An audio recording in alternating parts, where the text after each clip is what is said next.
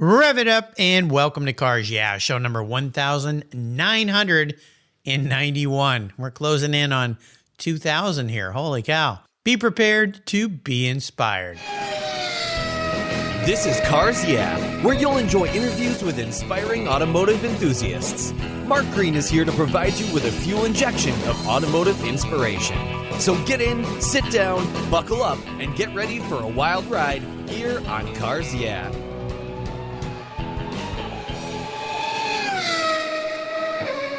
Hello, inspiring automotive enthusiasts, and welcome to Cars Yeah. Well, I'm back in the UK today, actually in Sussex, England, with a very special guest by the name of Tony Lewin. Tony, welcome to Cars Yeah. Do you have any gear, and are you ready to release the clutch? Yes, I am ready to go. All right, we'll have some fun here. Now, before I give you a proper introduction and we dive into this very cool book, which is near and dear to my heart because it's about the BMW M car. I've had 4 of those cars, have one today. What's maybe one little thing about you, Tony, that maybe people don't know? Oh, gosh, all sorts of things. What do I say? I didn't start off as a journalist. I started off as a translator. Oh. So my interest, I've always been interested in cars, but I worked as a translator for all kinds of stuff, a lot of heavyweight German texts and things. Some of them were from car makers, so I was putting those into English, advertising copy and things like that. And I began to realize that actually it would be more fun to write this stuff myself rather than reprocessing somebody else's words. So that's kind of what led me to look at journalism. Well, this is very cool. And, you know, those of us who are automotive enthusiasts are very happy you've done that because you've written some great books. And we're going to be talking about one of them today. Let me give you a proper introduction. Tony Lewin is a lifelong automotive commentator and industry analyst who spent much of his career testing cars, analyzing them, and reporting on the ups and downs of the global enterprises that build them. He's a writer and editor for Automotive News Europe and has launched several pioneering titles for the Financial Times, as well as contributing regular columns for other national and international publications. And of course, as he said, he did some translating as well. He's authored books for publisher Motor Books, and today he's going to be sharing a newer book, the BMW M, 50 Years of the Ultimate Driving Machines. The book celebrates the 50th anniversary of these legendary German performance cars with stories, expert commentary, and fascinating photography. We'll be back in just a minute, but first a word from our valued sponsors, so give them a little love, and we'll be right back. Covercraft has the most complete line of custom seat covers available. Choose between the Polycotton Seat Savers, Endura Precision Fit custom seat covers, Leatherette Precision Fit custom seat covers, and their durable Carhartt seat covers. They're all easy to install and remove, and guess what? They're machine washable too. Easy cleanup to make them look brand new. No more worries about the kids spilling on your seats or your pets damaging your expensive upholstery or leather. Covercraft's quality seat covers protect from damaging pet claws, pet fur, hair, mud, moisture, food, drink spills, drool from permanently damaging your vehicle's fine surfaces. Headrest and armrest covers and color options are also available on many of the styles. And I've got a great offer for you. If you use the code YEAH21, YEAH21 at covercraft.com, they'll give you 10% off plus free shipping. That's right, 10% off and free shipping with the code YEAH21 at checkout. Covercraft, protecting the things that move you. Visit covercraft.com today.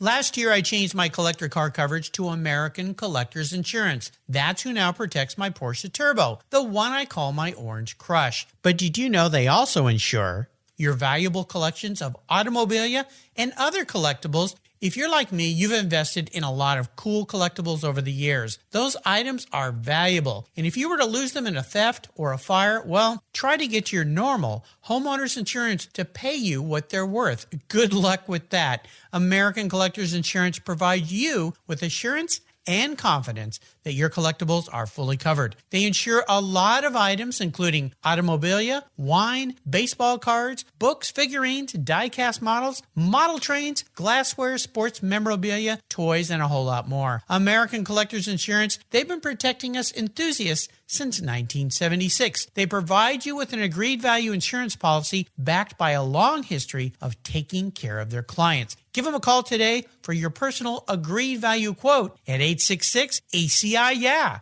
That's 866 888-224-9324. Tell them you're a friend of mine, Mark Rains here at Cars Yeah, American Collectors Insurance. Classic car insurance designed by collectors for collectors. Automotive enthusiasts just like you and me. That's American Collectors Insurance. So, Tony, let's talk a little bit about this book, because as my listeners know, I've had 4 M cars, M3s. I have one now, a car that I've had for 15, 16 years. I bought it new. I love the M cars, the old E30 M's, the 5 Series M's. I mean, everything about them. Now, when I got your book, I was so excited. Steve at Motorbooks sent it to me. It's 225 pages. It's very in-depth, and I learned a lot of things about the BMW M car that I didn't know. So, let's start with this question. Why this car? Why did you take on this challenge? What is it about the BMW M cars that fascinate you? I've always enjoyed driving them, most of them, that is. And I've always covered BMW in some depth as a company, both as a reporter and an author. I've written several books about BMW, so I feel I know the company quite well, and some of its officers quite well also, and designers and people like that. So I also really respect the way the company has, picked itself up in the 60s and become the world's leading premium car maker in the years that followed. It was a really basket case then, and Mercedes nearly picked it up for a song and would have just pulled it apart and got, used, I don't know what they would have done. But actually, it survived independently, and it grew and grew through strength of design and a very focused appeal to people who enjoy quality cars, which are fun to drive and sporty, but not extravagant or, flamboyant or luxurious in particular, compared with Mercedes. Yeah, absolutely. Were there some things when you were putting this book together that surprised you, even with your experience with German motor cars and BMW, with other books and things you've done with them? Well, I have to say I knew most of the ground quite well from earlier books, so there were a few things that were a surprise, yes, but nothing earth-shaking. It was all, I'm not trying to sort of derate the book or anything like that, but, I knew most of the ground already, and I was just putting together the stuff I already knew. There are some surprising things, some projects that didn't happen that I did discover about on the way, all the way through, and also very interesting finding out about what the future is for high-performance cars in what's going to be an electric era in years to come. So that was the voyage of discovery, really, the future. Sure. When you impart on a journey like this, and as I mentioned, this is 225 pages. It's a big book, and there's a lot of information in here. This may be a silly question, but where do you start? Do you go back to the beginning of when the whole concept of the BMW M cars came to be and what the thought process is? And in addition to that question of where do you start, was BMW very helpful as a company in providing you information to kind of open up the doors to this incredible market? They've been very helpful all along. Obviously, it was impeded by COVID, lockdowns, all that kind of stuff. Right. So what would have been interesting face-to-face meetings in the factory or wherever were actually on Zoom or Teams or whatever. So it was all a bit more remote than previous books I've done. But no, they gave me very good cooperation, and their PR staff are very helpful too. And also providing contacts. Through them, I was able to secure the forward by the guy, Jochen Neerpasch, who basically founded the company. So I had good conversations with him. It all worked very well, yeah. As regards where did I start, it's always very difficult with a big book like this. Do you have it chronological? Do you have it thematic? Do you do it model by model? I didn't want to just have a catalogue of lists of things. I wanted to tell a story. And I think that's why I decided to start with the history of the company and how its early history provided the nucleus of that expertise and that reputation in the market that then led to the creation of the M cars starting basically in the 60s and 70s. Was there a car, a BMW car, that you saw as a catalyst for that? I think of the 2002, especially as a car brought into the U.S. that was something rather different and unique and fun and sporty. Of course, those cars were raced as well. But do you see that car as maybe being the early starting point for M cars? Yes, I think especially the TII version. I don't know if you had that in the US with the fuel injection. Yes. And then there's, of course, the turbo, which is both famous and notorious, Yeah. depending on whether you're driving in the wet or not. But those two certainly were some of the most important cars that set that reputation. I think particularly the little 2002 and even the 1602, the small version of that, was great fun to drive. And that was a big, big hit, especially in the US. It sold really well. And it taught people that you could have a lot of fun without a whacking great big block V8 and, a huge fuel thirst. One of the cars that they came out with, that the E30 is that car. And I remember when that car came out, when I first looked at it, and maybe I was a snobby Porsche guy back then. I hate to say that, but I looked at it and I went, okay, what are they trying to do here? They're taking this kind of boxy 3 Series car and trying to make it look like a racer of some kind, a little wing on the back and the flared out fenders. And at first I kind of looked funny at it, and then I got to drive one. And I went, oh my, they're onto something here. I mean, the thing about that, I had exactly the same reaction. I thought, this looks a bit over the top. It was looking a bit like an Audi Quattro, for instance, with the swollen blasters and things like that. But, I thought, why are they doing this? But actually, that was a racing car. And the road cars are very closely rated to the racing cars because they had to build them for the road cars to enter into the production car racing.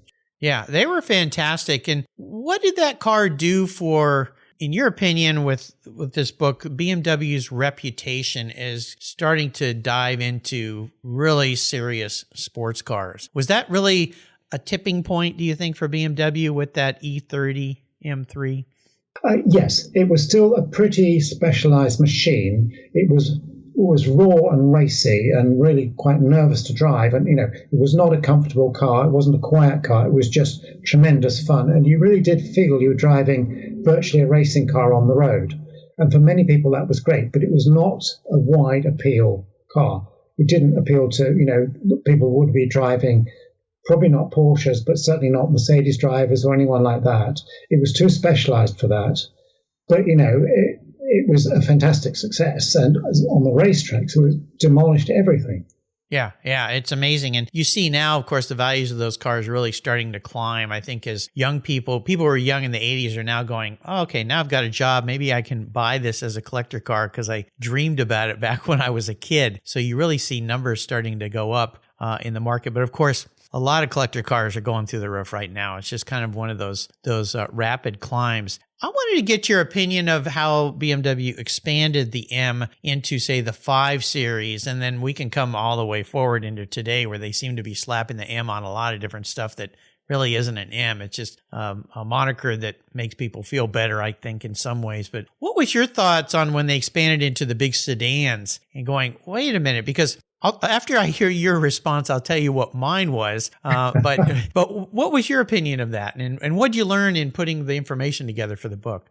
Well, I think I think you're probably referring to the E28 M5. Yes, was the most ultimate Q car. It looked as boring as a standard a standard 5 Series. There was really very little to distinguish it, but it was an incredible car because it was really fast to drive, great to drive, still comfortable, still refined. You could still drive to the office in it. You could still take your parents out in it, no problem.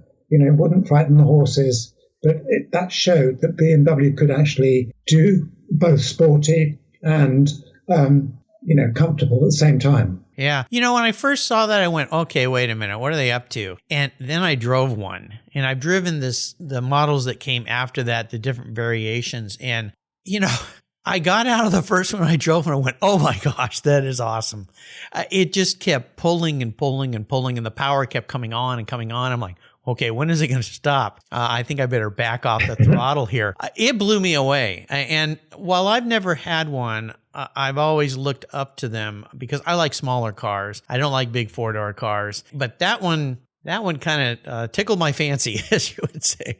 Absolutely. Yeah, I completely agree with you on that. And of course, it was, but not in the US. I don't think the M635 CSI, which had that engine, which came straight out of the M1 supercar, That's when that was the first road-going M car. And that, again, it didn't look much different from the standard version, but boy, did it go. It was fantastic fun and fine at the same time. Yeah, I know. You could put all your luggage in the back and get there too. Now, you said the words M1. Yeah. We'd be remiss to not talk about that car a little bit. What did you learn about the M1?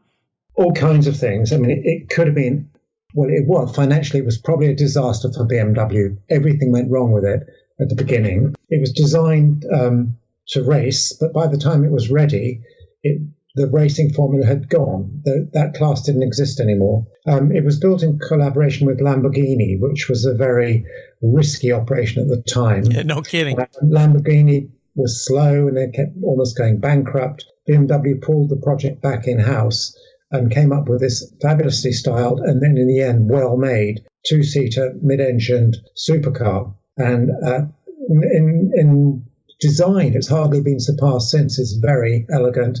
And if you look at one today, you'll see how tiny it is compared with other cars. It makes us realize that things have got very bloated over the years. Yeah, yeah, maybe I have too. I know that when I park my 87 Porsche Turbo next to a new 911, it almost looks like a toy. It's really staggering how big cars have become and so-called sports cars. Back to the M1. Okay, I've always wondered, why did they do this? Why did they put a logo on both sides of the back of that car? Where else would you fit a logo? That's one of the problems. You know, it's one of space. Yeah. At the time, I didn't like it. I just didn't think that was a very nice solution, but I quite like it now. I think it's noticeable on the very latest BMW, which we'll speak about later, the XM concept. They've repeated that dual logo on the back, except it's on the corners of the roof at the back. Yes, of course. Yeah. Well, it's always bothered me a little bit. And the reason being a designer at heart, I thought, okay, they couldn't figure out what to do. So they just went, just put one on each side. What the heck? And let's move on with it. But I don't know. It always has bothered me a little bit. Why not just pick one side? But that design in my mind has really stood the test of time. I have a good friend here in the Northwest, Eddie, whose father had one. And then I believe it might have been Eddie's car for a while. And he let that go. And I think he's always kind of been sorry that he let it go. It was a little bit problematic, I think, hard to keep running in some cases, but it sure has stood the test of time. The design is just beautiful. Yeah, exactly. They now fetch in the hundreds of thousands, maybe even into the millions now, I don't know. And of course, it has that absolute accolade, not very many were made. So by definition, they're rare. Yeah, if you could find one to buy, snap it up. If you can fit that in your checkbook, all the numbers, you're going to maybe need the golfer's check. There's a lot of space there for a lot of numbers. Moving forward with the M cars, I mentioned this earlier, and you and I had a great talk about a week ago about this a little bit. The fact that BMW has started to use that M brand on their other models that are not what I would call M cars, but they have M packages and things like that. I mean, I think from a marketing standpoint, there's probably makes some sense, but as a diehard M guy, something about it kind of bothers me a little bit. But do you have any opinions on that? Yes, I do, and some of them fairly strong opinions. I don't think BMW has gone as far as some automakers in pretending things are sporty. Yes, there is an M styling package which gives you I think maybe slightly firmer suspension and a few bits of trim here and there, and maybe a different look slightly, but there's nothing mechanically different. That doesn't go through the M department. But if you've got something like the M135i or something, a small car like that does go through the M department. It is noticeably better than the standard model, but it's not a full-blooded M car. Do you have any kind of crystal ball on the future of the M cars, especially as we get into more EVs? Do you think that'll be slapped on an EV for BMW in the future? Well, we've got the halfway house coming soon. There will be M versions of the i4, which is the 4 Series electric, and other electric cars coming out as well. That's fine. I think with those models they have both gasoline and electric powertrains. You've got the choice. When it comes to exclusively electric vehicles like the iX, which is a big SUV, whether there will be an M version of that, proper M version, rather than just an MIX, I don't know. I've spoken with the engineers quite a bit about this, and it does appear that it's actually very easy to make very good handling cars when you've got electric four-wheel drive. You can do far more than you can with a normal powertrain. So if you've got motor on the front axle and the rear axle, as most of the powerful ones do, you can then switch torque between left and right, front and rear at, very, very fast, and you can get incredible responsiveness. Your response, that's YAW, turning in very rapidly and very quick correction of everything. So the potential for dynamic driving is tremendous, and the engineers are very enthusiastic about this. They say we've got a lot of potential. Just wait to see what we're going to deliver. Okay. Well, maybe I'll cut them a little slack then, putting an M on those cars. Yeah, I know what you mean. It's amazing the technology coming along that can help both the great, strong driver and people that maybe are a little lacking in their driving skill and get into a situation where they're overshooting something or they need to get around something very quickly, and the car does a lot of that work for them to help them. It absolutely does, yes. Yeah, steer through it. Do you have a great driving inspiration or mentor in your life that's been a helpful person in your career? In terms of driving, or it could be driving, or it could be in writing, or it could just be in plain old life. Well, gosh, that's a big question. I think in terms of driving, I've always been aghast at the car control that rally drivers have. Oh. So I've been out in the passenger seat in rally cars, flying through forests and things like that at high speed, and the control they have over those cars is tremendous. So I've been in a few rally cars. That's been great. Integrale, when they had lads who was running a factory team, and the Toyota Celica GT4, I remember that won the world championship a couple of times. But memorable experiences. And I also remember driving in a Ferrari F40 at Fiorano, going around with the factory test driver to start with, which was incredible. And then he said, "Okay, you have a go now." So that was also memorable for me. I didn't spin it, didn't crash it, but it was quite incredible. No kidding. Yeah. Yeah. Oh, that sounds like fun for sure. We're going to take a short break. We will be back in just a minute. Keep the seatbelts on. You know I'm a huge car care fanatic, and my friends at AutoGeek have created their Wolfgang Deep Gloss Paint Sealant for perfectionists like you and me. Wolfgang Deep Gloss Paint Sealant is designed to provide long-lasting protection and a glossy, slick finish that's unmatched. The use of their polymer technology ensures your paint is protected from the environmental contaminants that are out there, UV rays, and a lot more for up to 3 months.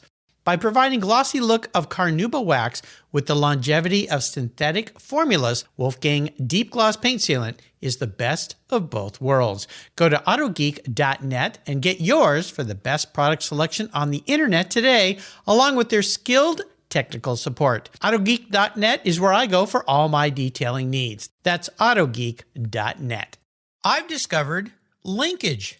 It's a new quarterly publication and website that covers the automotive market, driving, restoring, collecting, and discovering your passion for motor vehicles. Linkage is about experiences, opinions, and values. Linkage is an actual informed, reasoned opinion based on first-hand experiences. A talented Linkage team covers the automotive world, the people who share your passion and mine, smart, considered, rational, and experienced opinions, ones you can learn from and grow. That includes our passion that drives auctions and the collector car market. So come with me and join us on this journey. And be sure to use the code CARSYEAH when you subscribe, and they'll give you $10 off. Boom! Linkage, geared for the automotive life. Subscribe today at linkagemag.com. So were there any big challenges you faced in putting this book together, Tony? I assume there's always challenges with books. One of them you mentioned was COVID, of course, and I've had many authors on this show that had to deal with the COVID situation where they couldn't physically go to a location to do research and so forth. That adds a lot of a lot of challenges. Had a lot of challenges in everybody's life the last 2 years, and sadly seems to continue. But for your book, was there a big challenge that you had to face and overcome? I think one of the challenges is always to gain the confidence of the people you're speaking to and get them to let you into their world. Not force them, but just encourage them to talk, particularly about, future product, things in the pipeline, the way they'll be thinking in 5 years' time. I think I coached some of that out of them. So you'll have to read the book to find out. But, I think that was one of the challenges. Obviously, there's a challenge of putting it all together and deciding when to stop putting new stuff in, because new models come out all the time. Do you hang on for this new model or not, or do you go to press? And the publishers are quite tough on that. They don't want to delay things at all. So you have to just impose yourself a cut-off date. Yes, that was one or two of the challenges. Yeah. Well, that's something I deal with every day, getting people to open up and talk. So yeah, I've learned you just be friendly and inquisitive, ask questions and shut up and listen, right? Yeah, quite. Yeah, that usually works. The challenge is compressing all that information into those 230 whatever pages. Gosh. Yeah, that's the hard part. It's discipline, yeah. Discipline, yeah, absolutely. You sent me some great pictures of some vehicles you have. Is there a special vehicle in your life that you've had? Now, this could even, I'll expand it if you'd like. This could even be a vehicle, like you mentioned, driving that Ferrari at the test track there at the Ferrari factory. But is there one vehicle that really stands out for you? Maybe you could share a little story about?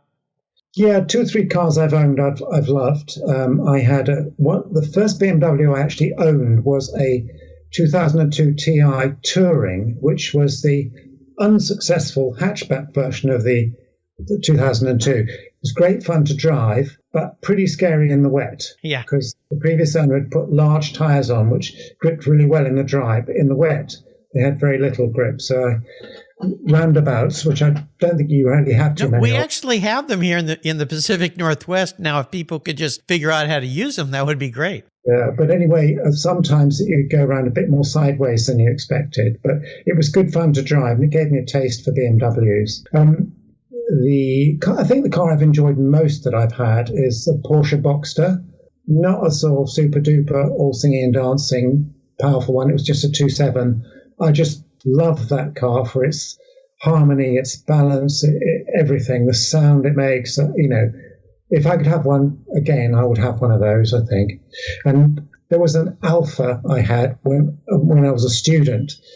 The only time I've ever put a note on a car's windscreen to say, if you're interested in selling this car, let me know. And I got a phone call quite quickly, which was a little bit suspicious. It was a beautiful Giulia Sprint GT, which is the Bertone shape that started in the 50s. Yeah. Really sleek, fastback. But it was actually a lot of trouble, and to run it on a student budget was just impossible. And in the end, I sold it to somebody for a pittance, and after having worked on it a lot, and now they're worth £80,000, dollars, whatever. But they've had huge, restoration on them. Oh yeah, but I'd love one of those again one day. Well, you would have spent far more than that on the car over all these years. I can guarantee you that had you kept it. But yes, the allure of the Italian girl, the Alpha Giulia. Yes, she can lure you in and then wipe you out. Oh my gosh, yeah. But they are beautiful cars for sure. Now I'm going to be your car psychologist a little bit here. Now this is a little bit of a goofy question for some people, but bear with me. And being a wordsmith that you are, I think we might go to a fun place. If you were manifest as a car, what would Tony Lewin be, but more importantly, why? Whoa, difficult one. I do have a Golf GTI 16 valve, the original one from 87, which is very much me because I've had that car almost since new. So that's kind of me in a way. It's small, it's fun, it's simple, it's good to drive. That's me, but one car I've never owned that could be me is the Lotus Elise. Ooh. Which is, again, simple, small, light, agile, and fun. I don't need hundreds and hundreds of horsepower, but I like quick steering, responsive handling, just a general feeling of being alive. Yeah. And that would tick my boxes too, I think. Yeah, I think so. That's pretty cool. I think I had mentioned to you, I might have even sent you a picture. My wife and I, the first new car we bought together was a Jetta GLI, which was kind of the Jetta version of that. And I had my first new car was an 89 Scirocco, but I've always loved the GTIs. Now, I believe right now VW is going to kind of get rid of that over here in the States and going to an SUV version, or their SUV version. I'm kind of disappointed about that. But you think of the Golf over the years, there's another car. Maybe a book could be in the future for that, because there's been a lot of variation to, I think, of the Golf R and some really fun cars that VW built. Oh, yeah. Yeah, incredible. And I've probably driven 90% of them, I should think, over the years. There have been some quite spectacular ones. The Golf Rally was quite good. That was four-wheel drive, and I seem to remember it had a supercharged engine. To get the details now, but it was quite good fun to drive. No kidding. And various other ones, yeah. Very cool. That was in the mid-80s, I think. Yeah. I don't think we got those over here. I don't remember those being over here. I think it was the Mark II. Anyway, it was probably the ultimate evolution of the Mark II Golf. Now, I always ask my guests about books, but of course today the book we're going to be celebrating and promoting is the BMW M, 50 Years of Ultimate Driving Machines by my guest today, Tony Lewin. I have a copy of this book. We're giving away a copy to one lucky Cars Yeah subscriber. So go to my website, click on the free book button, put your name in there, and you could win a copy of this. But you know what? Just go out and get yourself one, because this is a book that deserves to be on your car library bookshelf. Now, there's some other books that you've written I wanted to mention. BMW Century, another one, How to Design Cars Like a Pro, The Complete Book of BMW, and Speed Read, Car Design, all books that Tony has put together. And also I understand that you did a translation of a book I have, Junkyard, Behind the Gates of California's Secretive European Car Salvage Yard. That was another Motor Books book. That's a fascinating book. Was that a fun project? That really was great fun, yeah. It was also heartbreaking to see all those wonderful cars just left in big scrapyard piles, rusting away. Quite tragic, and the crash damaged ones and things. The nutter guy that ran that place, I think he's now died since, but it was the number of Mercedes SLs, 300 SL altogether, loads of them. Yeah, it's crazy. They sent me, Motorbooks sent me a copy of that. I believe it was maybe done a couple years ago, right? It was, yeah. Yeah, pre-COVID, and I just went, what? Like, why? But you hear about these, farmers out somewhere that have a car sitting in a field and they don't want to let it go, and it's just sitting there. It's like, why would you not want to get, what is it doing for you? But that salvage yard just was mind opening. I just went, oh my gosh, you said the word tragic is a great word. The guy took in absolutely everything. As long as it had a Mercedes or prestigious badge on it.